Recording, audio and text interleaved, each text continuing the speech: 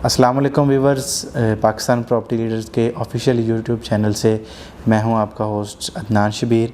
और आज मैं डिस्कस करने वाला हूं करंट मार्केट सिचुएशन को कि इस टाइम बहरिया टाउन कराची के अंदर जो मार्केट सिचुएशन है वो कैसी चल रही है, बारिशों का सिलसिला और इसके साथ साथ जो पॉलिटिकल अनस्टेबिलिटी है, मुल्की हालात और जो फाइनेंशियल अनस्टेबिलिटी है, डॉलर्स की वेरिएशन, उन सारी चीज़ों का जो एक मजमुआ बना हुआ है।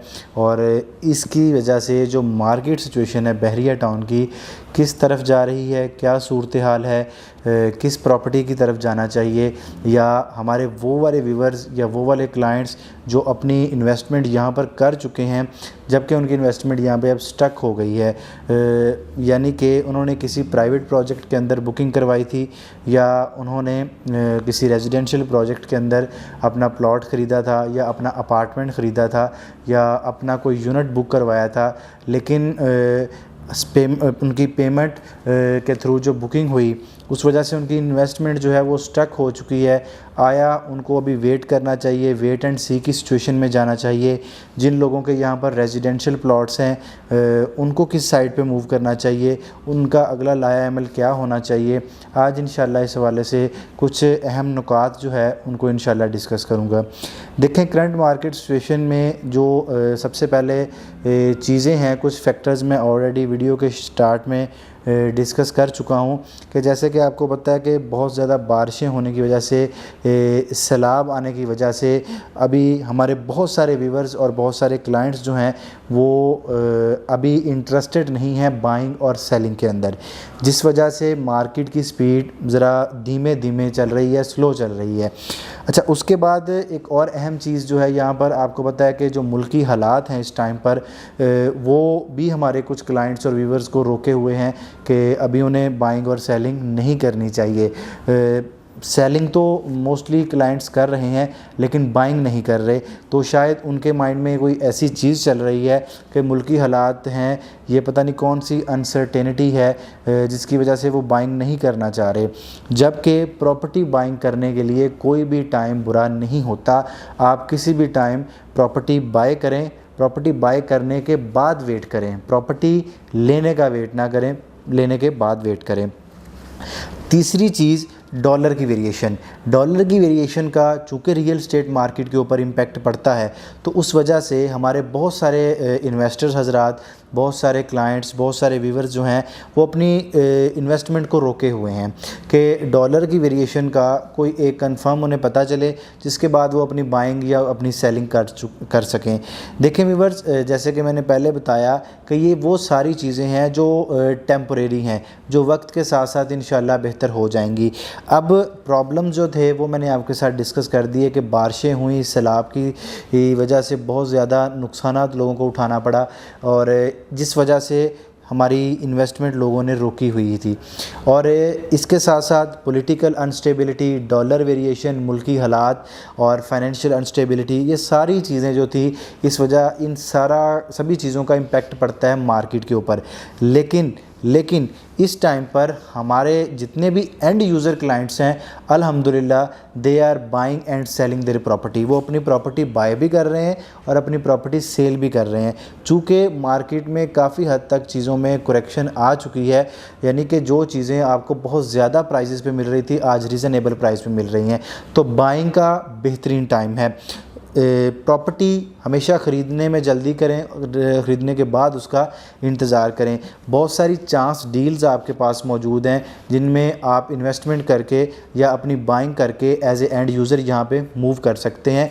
ये बात हो गई हमारे एंड यूज़र के लिए कि बहुत सारी चांस डील्स और बहुत सारी रीज़नेबल प्राइजेस पे चीज़ें आपको प्राइवेट प्रोजेक्ट्स के अंदर भी, और बहरिया की जो अपनी प्रॉपर्टी है, प्रेजेंट 19 के अपार्टमेंट्स हैं, बहरिया हाइट्स हैं, 10A 11A के विलाज हैं, स्पोर्ट सिटी विलाज, ये वो वाली चीज़ें हैं जो एक सोने की चिड़िया के तौर पर आपके पास हैं। यानी आने वाले टाइम पर इनकी कीमतें एक ख़ास तरतीब के साथ जो हैं वो बहुत ऊपर जाएंगी। दूसरा, वो लोग जो अपनी इन्वेस्टमेंट कर चुके हैं जबकि उनकी इन्वेस्टमेंट स्टक हो चुकी है, अगर तो हमारे किसी भी क्लाइंट की जो पेमेंट है या उसकी इन्वेस्टमेंट जो है वो किसी रेजिडेंशियल प्रोजेक्ट में स्टक हो चुकी है। देखें, रेजिडेंशियल प्रोजेक्ट जितने भी हैं आपके या रेजिडेंशियल प्रीसेंट जितने भी हैं, उनके अंदर जितने रेट्स इंक्रीज़ होने थे वो हो चुके, बहुत ज़्यादा प्राइसेस बढ़ चुकी, रेट्स बहुत इंक्रीमेंट हो चुका है उनमें अंदर ऑलरेडी। अब इस टाइम पर मैं ये समझता हूँ कि उनको होल्ड करना मेरे ख्याल में कोई बहुत ज़्यादा समझदारी वाली बात नहीं होएगी। हाँ, अगर आप बहरिया टाउन में रहते हुए अपनी प्रॉपर्टी को इंटरचेंज करना चाहते हैं, यानी कि आप अपनी रेजिडेंशियल प्रॉपर्टी को एक ऐसे प्रोजेक्ट के अंदर जो है वो इंटरचेंज करें जहां पर आप फुल पेमेंट करें और आपको फ़ौरन रेंट आना शुरू हो जाए, तो मेरे ख्याल में इन्वेस्टमेंट का आप फ़ायदा उठा चुके हैं। आपके प्लॉट्स महंगे हो चुके हैं, प्लॉट्स के इंक्रीमेंट हो चुका है। तो इसमें अब समझदारी ये है कि अगर आपके किसी प्रोजेक्ट के अंदर आपकी बुकिंग थी, प्रोजेक्ट के अलावा अगर आपका रेजिडेंशियल प्रीसेंट में कोई प्लॉट है जो आपके अभी किसी काम नहीं आ रहा, पड़ा है, आपको कोई पैसे नहीं दे रहा, इससे बेहतर ऑप्शन ये है कि आप उसको किसी ऐसे कमर्शियल प्रोजेक्ट के अंदर मर्ज करें या इन्वेस्ट करें या उसको जो है एडजस्ट करें जहां पर आपको फ़ौरन रेंट मिलना स्टार्ट हो जाए। और वैसे भी आपको पता है कि कमर्शियल प्रॉपर्टी कभी भी आपको लॉस में नहीं लेके जाती। तो रेजिडेंशियल प्रॉपर्टी जिसमें आप इन्वेस्टमेंट करके प्रॉफिट कमा चुके हैं, तो मेरे ख्याल में अब उन्हें मूव करना चाहिए अपनी कमर्शियल प्रॉपर्टी को यूटिलाइज़ करने के लिए। कमर्शियल यूनिट अवेल कर लें, कोई शॉप हो, कोई ऑफिस हो, कोई अपार्टमेंट है आपका, तो उनके अंदर अपने रेजिडेंशियल प्लॉट को आप लोग एडजस्ट कर सकते हैं। पाकिस्तान प्रॉपर्टी लीडर्स अल्हम्दुलिल्लाह आपको ये वाला ऑप्शन दे रही है। इसके अलावा अगर आपका कोई कमर्शियल यूनिट यानी एक प्रोजेक्ट जिसके अंदर आपने, चूँकि we are working as a bridge between clients and a private builders, हम पाकिस्तान प्रॉपर्टी लीडर्स उस खला को पुर कर रहे हैं जो कि एक क्लाइंट और बिल्डर के दरमियान होता है। हम एज ए ब्रिज काम कर रहे हैं। तो हम आप लोगों को ये सजेस्ट करेंगे कि अगर आपने किसी प्रोजेक्ट के अंदर इन्वेस्टमेंट की और आप बिल्डर के काम से सेटिस्फाई नहीं हैं, आप उसके कंस्ट्रक्शन अपडेट से सेटिस्फाई नहीं हैं, आप हमसे रब्ता करें। हम आपकी प्रॉपर्टी को एक ऐसे प्रोजेक्ट के अंदर री इन्वेस्ट करेंगे जहां के बिल्डर्स आपको या तो फ़ौरन रेंट देना स्टार्ट हो जाएंगे अगर हम किसी भी यूनिट की फुल पेमेंट करते हैं, या उन बिल्डर्स की तरफ हम आपको लेके जाएंगे जहां पर ऑन साइट आपको काम होता हुआ दिखाई देगा।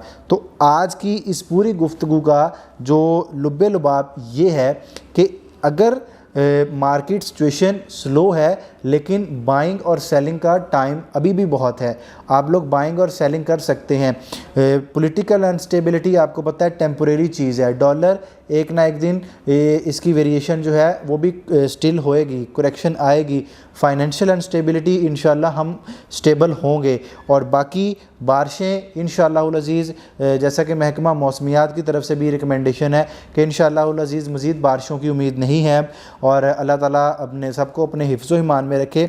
तो ये इन सारी चीज़ों को साइड पे रखकर पॉजिटिविटी की तरफ आएँ, अपनी इन्वेस्टमेंट को, अपनी प्रॉपर्टी को इंटरचेंज करें। आपकी इन्वेस्टमेंट जो स्टक हो चुकी है काइंडली खुदारा उसको आप यूटिलाइज़ करें।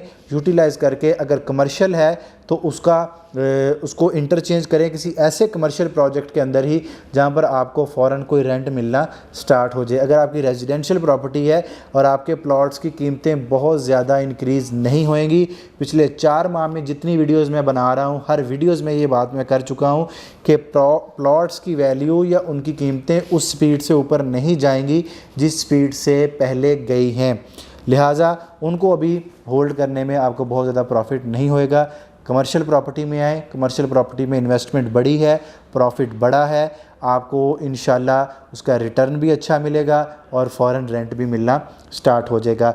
इस पूरी गुफ्तगू के अंदर आपको किसी भी पॉइंट के ऊपर गाइडलाइन लेना चाहते हैं, अपनी प्रॉपर्टी को एडजस्ट करना चाहते हैं, अपने यूनिट को रीसेल करना चाहते हैं, बाइंग करना चाहते हैं, सेलिंग करना चाहते हैं, तो Pakistan property leader is the best platform to provide best facilities, best guideline.